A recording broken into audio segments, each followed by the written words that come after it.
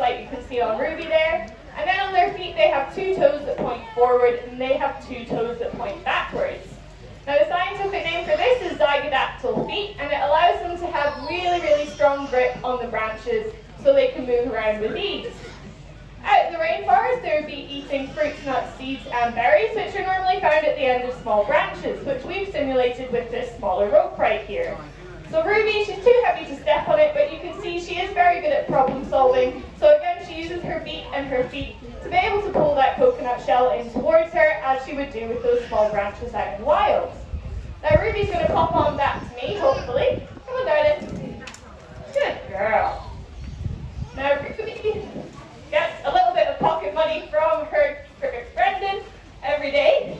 And Ruby is a very generous parrot. So what we do, we give that pocket money to Ruby, and she likes to pop over to one of our white donation buckets and put it in there.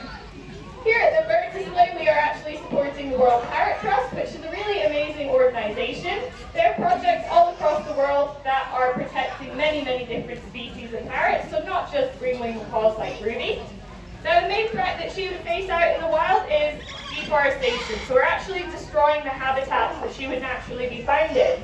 So the World Parrot Trust is working with a few local communities out in South America to help educate them and slow down the rate that we're cutting down the habitat for these amazing animals. So we can give Ruby a round of applause. She's going to head off to Brendan. Thanks, Brendan. If you would like to take a feather out of Ruby's book, we will have our donation bucket just next to the gate as you're leaving the arena.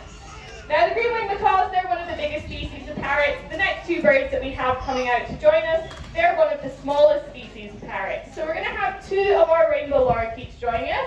We have 2 girls called Skittles and Strepsils. They are actually a bonded pair. Now Skittles has been doing these demonstrations for a very, very long time. Strepsils is still in the process of learning them. And because they're a bonded pair, it's actually quite easy to train up Strepsils because she basically just copies everything that Skittles does. But she may get a little bit distracted because, like I said, she's not been doing these quite as long. So the one that has landed on my hand, I'm sure you can guess, this is Skittles. The one that's gone up over there, that is Strepsils. Now you can hear they are actually shouting to each other, so that is because they're a bonded pair. And that means that when they're apart from each other, they do actually call out and communicate to each other, which is really helpful for us to get Strepsils back out of the tree. That's actually why we called her Strepsils, because last year she flew off so many times that we all had very sore throats all summer. Now, the rainbow lorikeets, you would normally find them out in the eastern coast of Australia.